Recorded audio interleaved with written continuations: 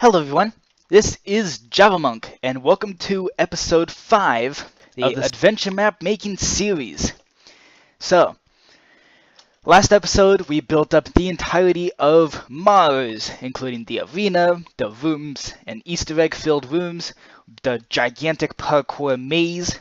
So now, this episode, we're going to go underground Mars, aka the Nether. Now, I could just teleport the player straight to a Nether Portal, but that's just boring.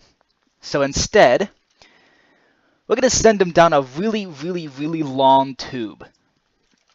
And this tube is going to have some random rings here and there, and the gravity will increase as the player falls down. So it's going to be kind of like a dropper map, and you get all sorts of different rewards as you drop through, and ultimately you end up at the Nether Portal. Now, there will also be a safe option in case you don't want to go in case the player does not want to go daredeviling. That being a minecart.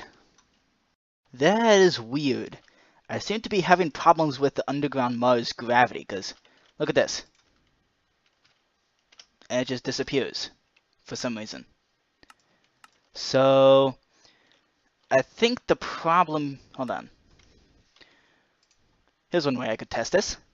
I have the Moon Quest Maker here, and he's pinned to the ceiling. Okay then. Chances are that means that, yeah, and this Moon Quest Maker's pinned to the ceiling. Yeah. Okay, so looks like we have some pretty serious problems with the gravity here, because even though I float downwards under the extreme levitation effects, everything else seems to levitate extremely quickly upwards. So, looks like this gravity can only be... Okay, first off, let's turn on moon gravity so that everything can survive the fall, and remove the levitation. Okay, so let's see. This should be an interesting effect. So I can jump up really high, I float downwards, and I also seem to be falling slowly. So very strange combination, but let's just make sure the Moon Quest Makers and those mobs are still able to. Okay, looks like they're still on the ground, and they didn't take outrageous amounts of fall damage. Good. Okay. Everybody up here is still safe. We still have the upside down llama. We still have all the sheep here. Perfect. Okay, so that makes it official. The underground Mars gravity can only be applied to the player and not to entities. So here I am in a backup of the world to test all the rings to fall through. So let's see.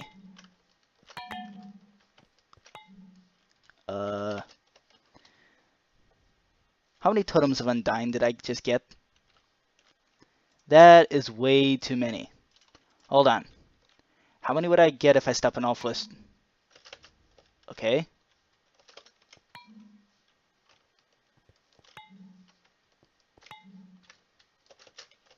So, I like the sound effect this makes. This is the same sound effect produced by an Eye of Ender being entered into the portal.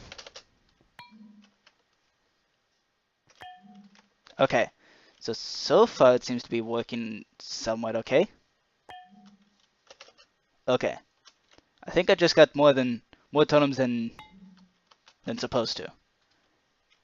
So this is the way I want these to work. Okay, it looks like it's working okay. Hold on, what's going on with this here? Is this not being removed properly? Okay. Cool. This is quite possibly even stranger. As you can see, I have the underground Mars gravity applied, but it's making me float upwards for some reason. I have no idea why that's happening, And that's not the way these are supposed to work. Okay, hold on. Will the minecart still fall like it's supposed to? Okay, that's good. So far this is working like it's supposed to. And the minecart bypasses all of the rings so that you don't get a single bit of a wood if you decide to take the sane approach. And here we go. And it just plops you down, but then you start floating upwards for some reason. And that is not supposed to happen. And then after flicking this lever up and down, it works properly again? That is weird. It makes me kind of uncomfortable, because that could mean that the gravity on underground Mars can break at any time. Okay, I just discovered something weird. So, underground Mars gravity, right? It makes you hop weirdly and prevents you from jumping very far. Now watch this. I relog, and watch this. And now I'm levitating. So now I turn off the gravity, turn it back on, and now I'm jumping normally again. That is the weirdest thing. So for some reason, after relogging, weird things happen. And I have no idea why that happens. Okay, here's something I want to test. I have a pig right here. Okay, so here we go. Piggy, you shall now begin flying. I think. Type equals pig, and type equals player. Okay, let's see what this does. Whoa! Okay. So by the look of things, the levitation effect works properly, but only to entities. And only if you're writing them. It only properly applies to you if you're writing one of them. Oh boy. So this here is a quick test to make sure that since underground Mars gravity isn't going to work for this drop here, I want to make sure that the player still takes fall damage. Or at least, and they will take fall damage enough to not make it unless they fall directly to the rings, or they fall in between the rings, but as long as they reach the bottom, they will be saved from the fall damage. So if I just fly right up here, just like this, and then I have my inventory saved, so let me just do game mode, adventure mode. This is definitely going to kill me, but it doesn't. Alright, it works. And even though it makes the crash sound, it's not actually harming me. Now that we have the rings to fall through as you fall down the super long tube, you now also have the minecart to travel through in case you don't want to be a daredevil. And also, you only really get one chance to make it all the way through here because the spawn point is set here. So if you die as you're falling through this tube, you'll respawn on the pressure plates here. This spawn point is also useful because in the Nether, you can't set the spawn. Speaking of the Nether, let's enter that now. And we can build up the castle of brutalness, as I shall call it, on top of the bedrock ceiling. And actually, I'm going to be doing this in a live stream. A lot of work later, and now we have the Earth Questmaker's clone's office right here. So here's the Earth Questmaker's clone, and this villager is actually untradeable because there are barriers blocking access to him. You're not able to trade with this villager anyway, because the trade is done using a button.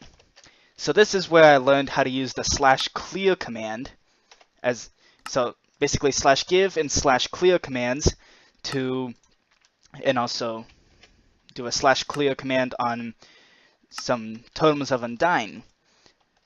let me tell you, that is much easier than actually getting a villager trade in place. I might actually implement that elsewhere. So this is all the dialogue that happens. Part of it is an argument between the Earth Questmaker's clone and the Mars Questmaker, who's supposed to overlook this whole thing, or supposed to make sure the player is safe, but then the Earth Questmaker pulls a trick on her. And this structure block here pops up a button where you can then complete the trade, at which point this wall right here opens up. Now, when the wall opens up, you get access to this room right here with some observers on the ceiling and some string. And this is the part, the Castle of Brutalness, that was constructed during the live stream on August 18th. So, you walk into the string and you get teleported to this place here. Now, what is going on here? We have some spawners. Okay, difficulty is at hard. Wonder why there isn't anything spawning. Oh, there it is. So, anyways, there are 3 spawners. One for Vindicators, one for Spiders, and one for Silverfish. Now, this room has different parkour, and how challenging the parkour is depends on which mobs you end up fighting. So the easy parkour is done with these chiseled stone bricks here, and this is relatively easy. It's still somewhat difficult, it still poses a challenge to me, because I'm not very good at this, but these are actually made of infested chiseled stone bricks. So if you attack any of these silverfish, then the easy parkour just became pretty much inaccessible if the silverfish actually bust out of here. Now, if the easy parkour becomes inaccessible, then you have the hard parkour, using iron bars, fences, more iron bars, black stained glass panes, nether brick fences, dark oak fences, and just basically an absolutely brutal parkour challenge, which I know is possible, but I am not very good at it. I did prove that jumps like this are possible to do in survival. But then, once you either complete the parkour, or once you complete whichever parkour, what's stopping me? Okay. What in the world? Okay. So you jump onto this chest, and you can open it up, and you get the Veda Key, which unlocks the Trident of Power. I'm actually going to need this key. So, I'll take this key with me, as all the players should.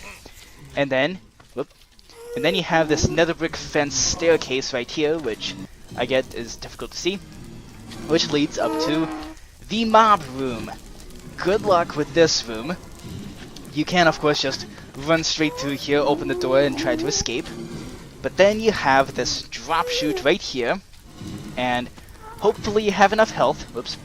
Hopefully you have enough health to make it through this, because if you don't, then you will die on this hay bale, which does decrease your fall damage here. Now at the bottom here, you have some puzzle rooms.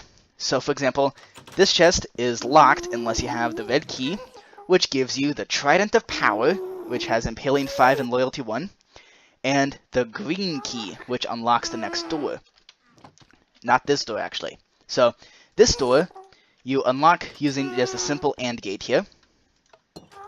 Let's just reset this. Here we go. It's a pretty simple reset as well.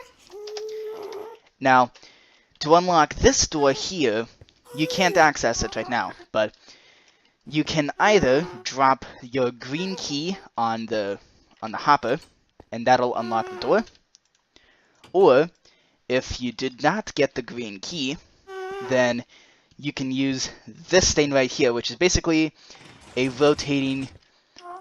This is the first ever piston feed tape that I've built, and it's basically a rotating security system. And what you need here is a note block that's visible right here. There's a sponge, there's stripped wood, sea lantern, dried coral, and note block, and that opens the door. So it may take you a few tries to figure that out.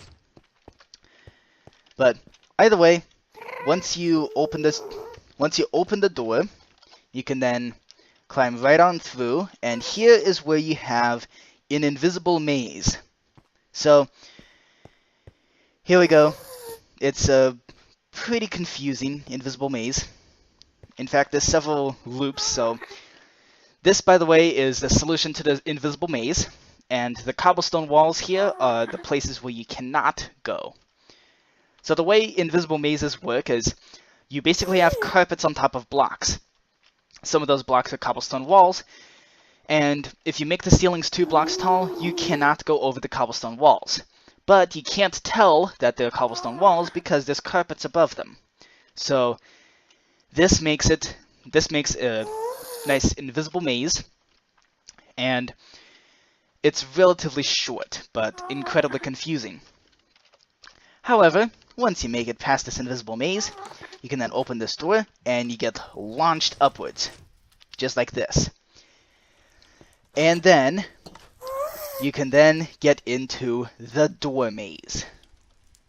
The door maze has randomly changing components, with several command blocks, and also all sorts of incredibly confusing things that happen. So, once you enter, then you are basically your job is to traverse the doors here and try not to get trapped.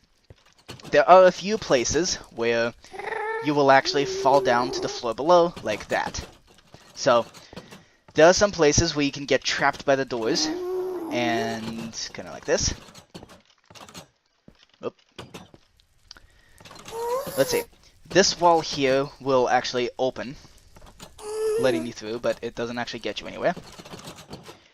And most of these doors were actually spammed everywhere. So I personally have no clue if this maze is possible to solve. Now, there are a few randomly changing components to this. First off, you have multiple sets of doors that are all powered at the same time. So that they will be open and closed at a random time. You also have buttons that don't do anything. You have doors that open to nowhere, and doors that are really not at all helpful. Oh, whoa. See? I already got lost and confused in my own door maze. Now, over here there's a master button here, which will power every single door. And once this happens, you can then kind of slide in here and see that the exit is at that nether portal there. So then you just gotta use the buttons to actually let yourself in, and here you are. The nether portal, which will then take you out of the door maze, and as soon as the nether portal figures out where I am,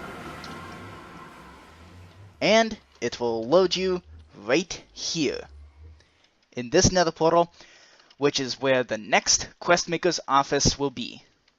And this just happens to be right next to Earth, and also right next to the star map here. So it is really close by to everything else.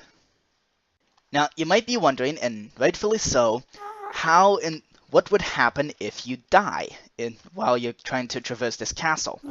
So, first off, what would happen is your spawn point is set outside of... It's actually set in the Mars drop at the bottom of it. So you then have to go through the nether portal, go through the open wall, and teleport into the castle again. And you would actually have to go through all of the rooms all over again. At least up to the part where you died again. So, yeah, that's quite the punishment. And also, if you come into this nether portal, and then you exit... Why do they keep placing me in the obsidian here? Oh, it's actually placing me in the wrong place. That's not good.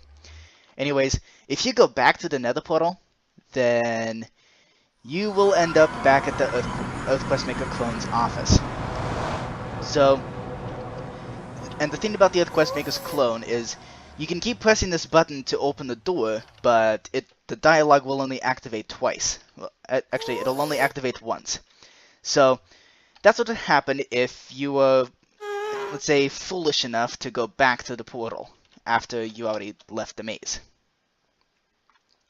And now, I need to figure out why in the world it is placing me in the obsidian here. Because that is definitely not intended. Okay, this having just solo nether portals here, not gonna work. So, we must instead actually place in the obsidian frame, because otherwise it's gonna put the player into the ground. I don't like having to do this, because just having the plain nether portals there were actually, they looked pretty good, but they were unfortunately causing the player to teleport into the ground. So, instead, now they're going to be teleported to the correct location. And they're not going to be put in the ground. Over here, I have swapped out these nether portals here at the end of the door maze with the obsidian frame nether portals, so that way the player is not situated in the ground when they come out of the portal. So now, we gotta build up the final Earth Questmaker's office, which will eventually lead to the end portal, leading to the final boss fight. Okay, here is the armor and the different things that the player will get leading before the final boss fight. Which, by the way, the final boss fight will be focused on next episode. But this episode we're going to prepare the player for that boss fight, since Underground Mars, the on-camera work is a lot less than I thought. So, we have 4 command blocks here, each giving different pieces of armor. All of these pieces of armor have protection too, and they are unbreakable. This command block here gives the shield of the Questmakers. So, here's the design of that shield. So, it's got a big Q on it, and it's got all sorts of different patterns on that. You actually can't craft this in survival. The part that you can't craft is the tail on the corner there of the Q. But the rest of it you can craft, if you wanted to. So, the way I did this was using MC Stacker to actually get the shield, and also Miners Need Cool Shoes to design the banner. Do note, however, that MC Stacker gets the colors wrong when you're trying to paste in a shield. So, the colors here, for example, the black was color 0, except in Minecraft itself, the color 0 is white. So, MC Stacker got it wrong. In order to actually, in order to get the correct color that you designed in Miners Need Cool Shoes, you need to either use entirely light gray or regular gray, or you take each of these colors manually in the command block and calculate 15 minus the color that you were given in MC Stacker. That will get you the correct color. Otherwise, it'll be color reversed. And in this case, color mattered. Now that I discovered the /clear command and what exactly it can do, I have this board up here of different upgrades you can give. So, right now it doesn't work, but we have special arrows for 2 totems. These 2 buttons will stay active no matter what happens, but these 6 buttons are going to disappear once their upgrades have been used. And you can only have 1 upgrade for each of these things. So, sword upgrade, it'll upgrade to something like sharpness 5 from sharpness 3, or whatever it is. And the cost is on these signs over here. Yes, it costs Totems of Undyne. So, and yes, the Totems of Undyne are going to be functional even as the totems themselves. So, these are the different upgrades, and these panels over here are going to go away once the upgrades are used up. But these 2 will stay. Special arrows, those will just be poison arrows. And the increased visibility, that'll be night vision. And by the way, just don't spend on increasing visibility, because in the final boss fight, there's going to be some mobs in there that give you blindness. And let me just show you. If I give myself blindness, said blindness, here we go. And now if we tack on night vision on that, then you can't see at all. So, let's just clear out all those effects. So increasing visibility is pretty much a scam. Now as for the command blocks for the upgrades themselves, they're going to be relatively simple. There's going to be one command block to /clear away all those totems. There's going to be a command block to then give you the items that you requested, and then there's going to be another command block, if necessary, to remove the possibility to push that button again. Now, these special arrows, first off, you have to trade these totems of Undyne. So let's say we don't have any. You press the button, nothing happens. Let's say you have one totem, and this is why I'm going to put in the dialogue, do not attempt to cheat the prices, because if you have only one totem, then it just goes away, and you don't get anything in return. However, if you have two totems, then it gets you 2 of these power arrows, which are basically just poison arrows. If you have 3 totems, then it only trades 2 of them. So this is how the pricing system is going to work, and I'm going to put in the dialogue right now to warn the player not to attempt to cheat the prices, because that'll only cause in a loss in totems. Okay, I'm on a backup of this world to test the dialogue and also the trading mechanism. The trading mechanism in order to get the upgrades to your armor and weapons.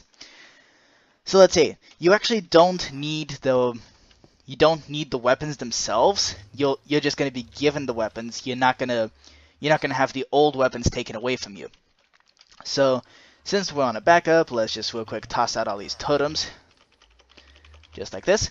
I brought in 20 totems of Undyne because that's pretty much the minimum that you're going to get. You're pretty much guaranteed to get 20 totems from the trivia maze. And assuming that you don't use a single one of them on any of the other challenges, which, yeah, good luck with that, then you would have 20 totems by the time you're here. And this also assumes that you don't unlock any challenge advancements.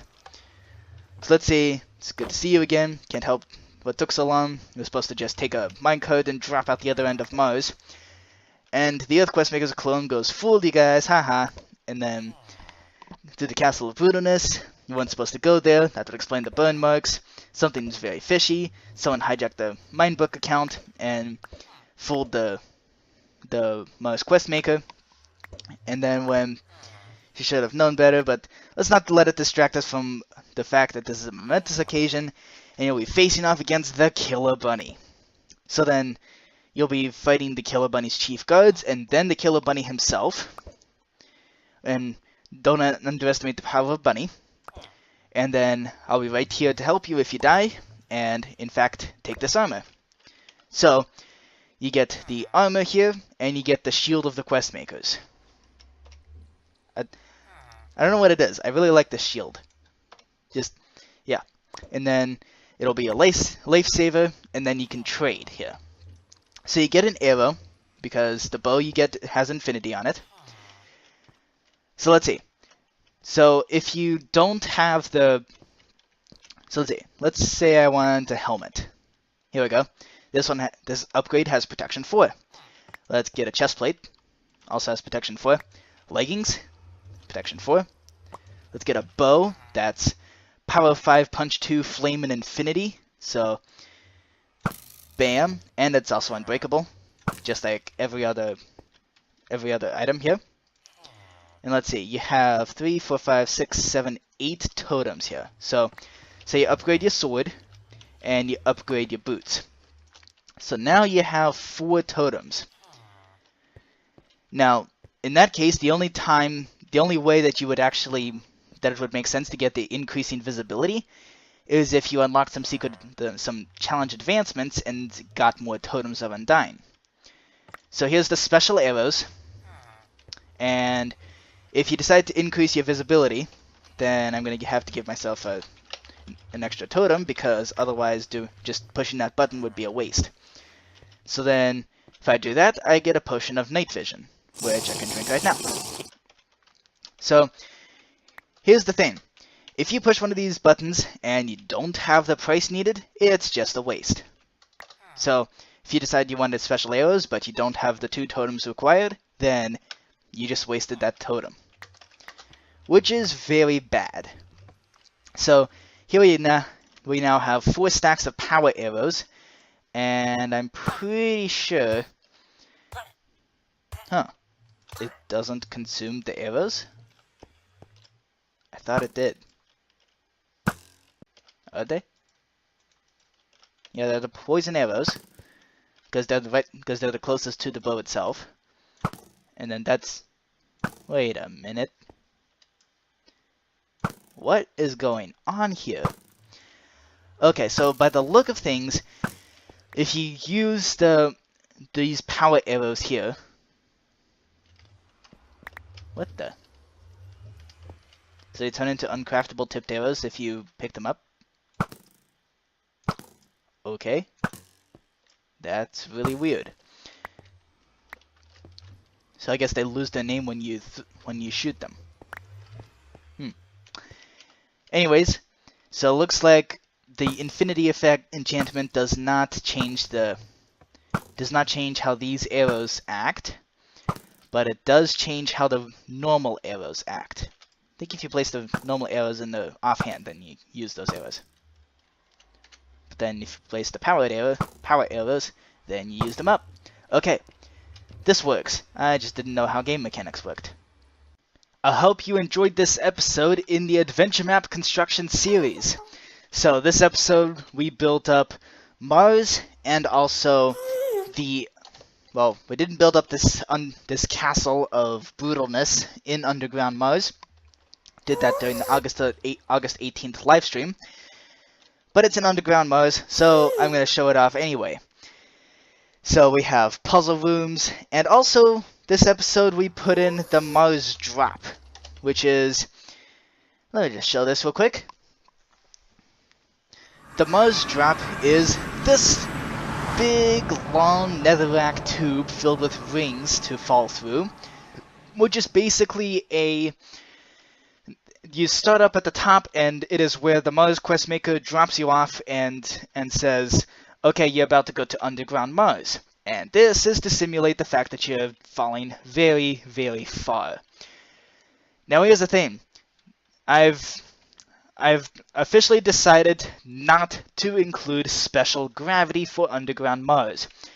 It's too unpredictable, and if you relog, then it goes away and starts making the weird things happen, like floating into the air.